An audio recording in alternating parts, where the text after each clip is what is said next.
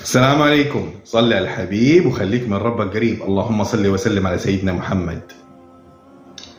غبت غيبة بس جايكم بقصة جدا خطيرة. أول شيء نصلي على الحبيب، اللهم صل وسلم على سيدنا محمد.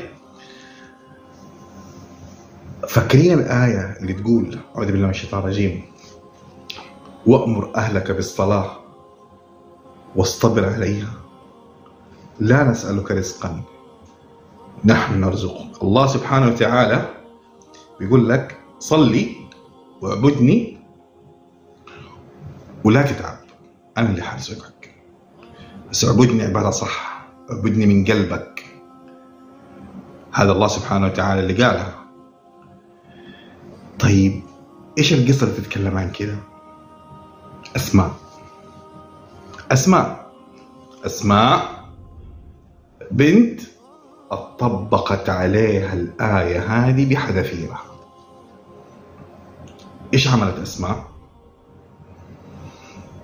أسماء يتيمة الأب، ولدت وهي بعمر 10 سنوات أبوها توفى.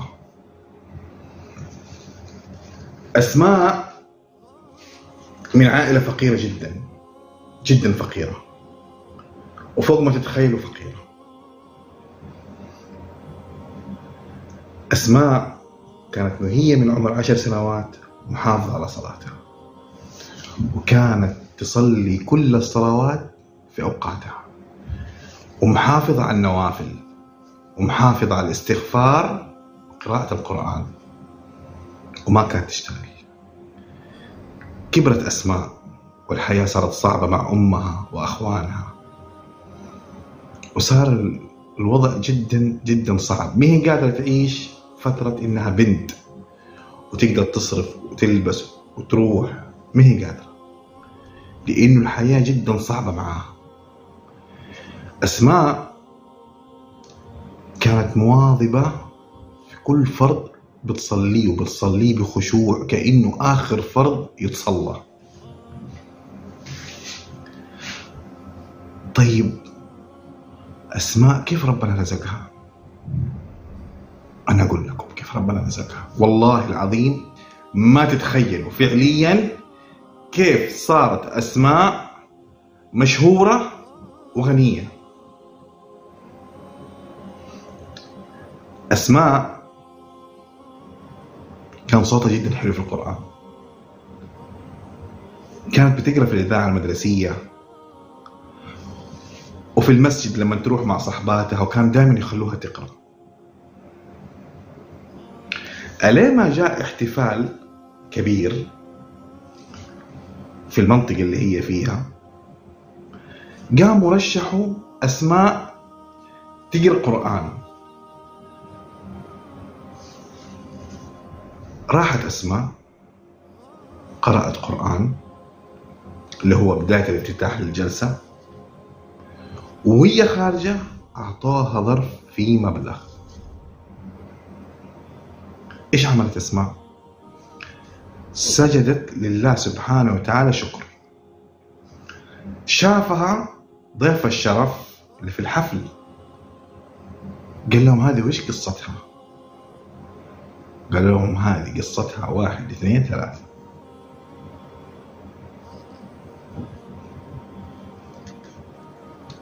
سكت؟ لا، ما سكت. من داخله قال أنا لازم أساعدها. أسماء خرجت من الحفل، أخذت الظرف، أعطته لأمها، فرحت أمها، قالت لها ربنا رزقنا، هذه رزقة من الله سبحانه وتعالى. يومين ويجي مرسول لأسماء على البيت، السلام عليكم. عليكم السلام. أسماء موجودة؟ إيوه. مين يبغاها؟ قال لها مكتب الوزير الفلاني. قالوا طيب. راحت أسماء وأمها وأخوها لمكتب الوزير. السلام عليكم. عليكم السلام. أسماء كيف حالك يا بنتي؟ الحمد لله. قال لها يا بنتي عندنا حفل حيحضر فيه رئيس الدولة، ونبغاك تقرأي افتتاحية تقرأ آيات من القرآن افتتاحية الجلسة. قالوا لها حاضر أبشر. طب يا بنتي كم حتاخذي مننا؟ قالت أنا ما أخذ على كتاب الله، إنه هذا كتاب الله أنا ما أخذ عليه. قالوا لها طيب وإنتي خارجة عدي على مدير المكتب حيعطيكي حاجة وإنتي ماشي. حاضر. خرجت راحت أعطاها ظرف في مبلغ ضعف المبلغ اللي أخذته في الأول. يا رحمن. راحت البيت، الأم فرحت، الأخوان فرحوا. راحت أسماء تحفظ الآيات اللي قالوا لها عليها وبترتلها مرة واثنين وثلاثة كأنها محطوطة في اختبار. وكانت تدعي يا رب يا رب ثبتني، يا رب لا تخليني أنسى آية، يا رب. تدعي بكل شيء في قلبها، بكل شيء بقلبها بتدعيه. يا الله. وجاء يوم الحفل، أسماء متوترة، البيت كله متوتر، رئيس الدولة موجود.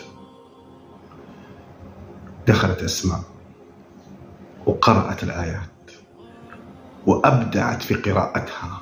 الله سبحانه وتعالى ثبتها في هذا المكان وجعل صوتها يرن في جميع آذان المحاضرين ومن ضمنهم رئيس الدولة. رئيس الدولة أعجب بصوتها، ناداها تعالي يا أسماء، رئيس الدولة بيتكلم معاك. راحت أسماء سلمت، السلام عليكم كيف حالك؟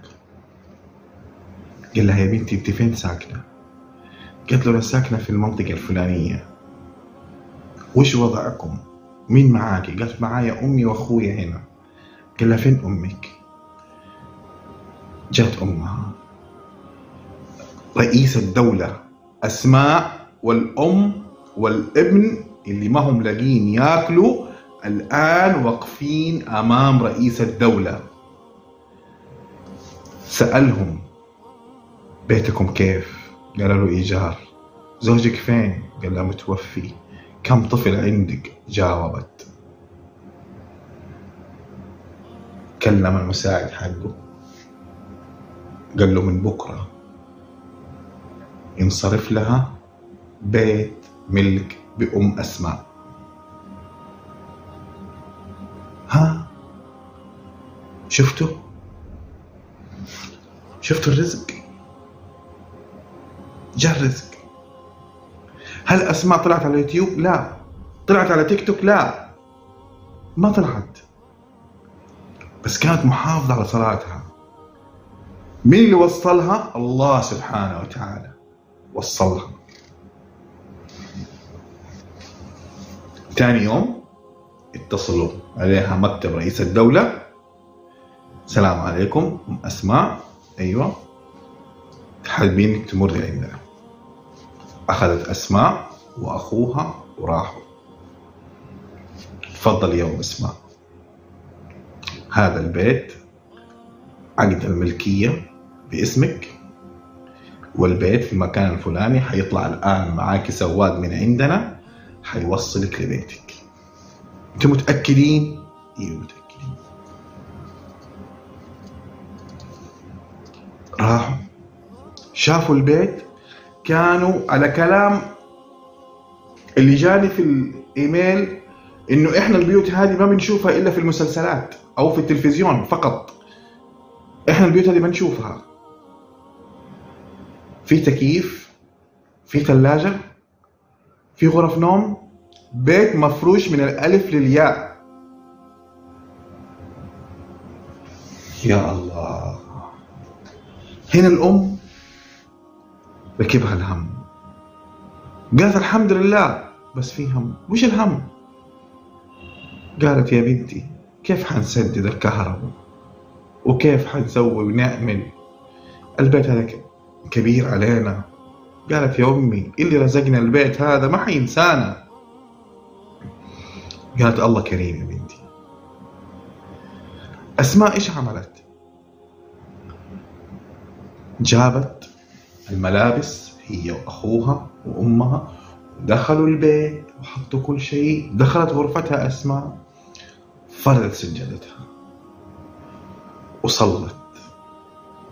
صلت أسماء.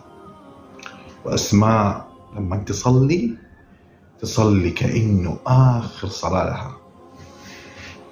صلت أسماء ودعت في سجودها بكت فعليا في سجودها.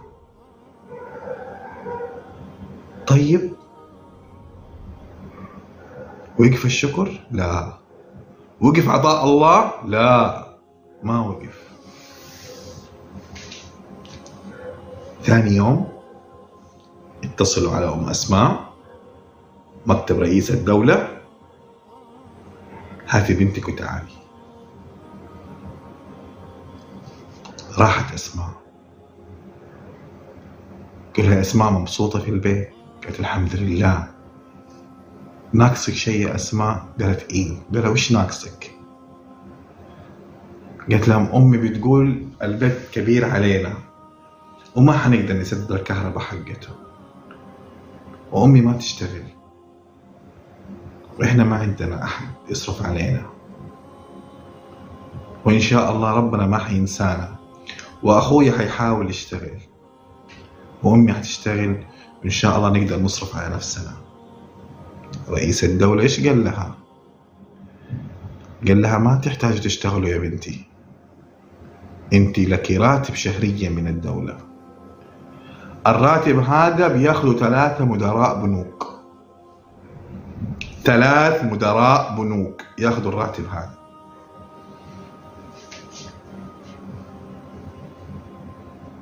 يا الله، بالقرآن بالصلاة أسماء بتاخذ 3 رواتب لمدراء بنوك.